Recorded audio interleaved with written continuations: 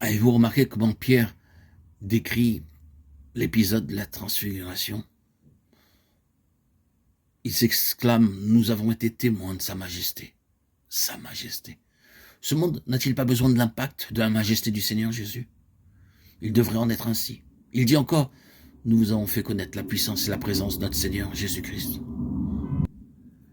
Je suis désolé que cela n'ait pas été traduit pour ne pas dire jamais par présence au lieu de venue.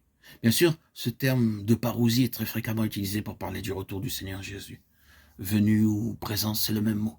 Mais le sens de ce mot ne peut pas se limiter à cela.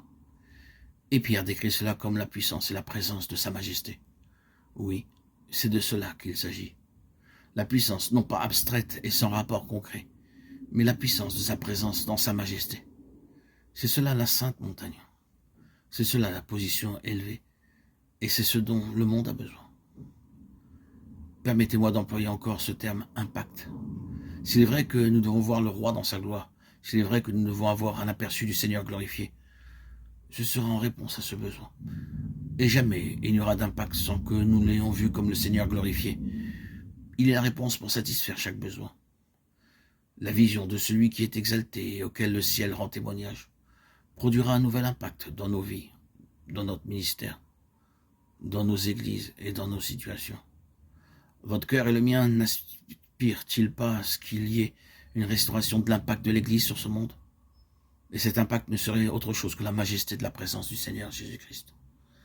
Nous savons que cela sera pleinement manifesté lors de son apparition à la fin, quand il viendra. Il frappera la terre avec la verge de sa parole. Ésaïe 11,4. L'éclat de sa présence sera dévastateur.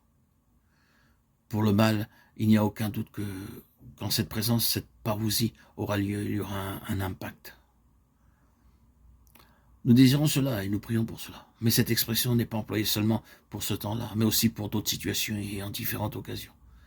Ce même mot qui est employé pour parler du retour du Seigneur Jésus est exactement le même qui est employé lorsque les apôtres parviennent dans un lieu où qu'ils y sont présents.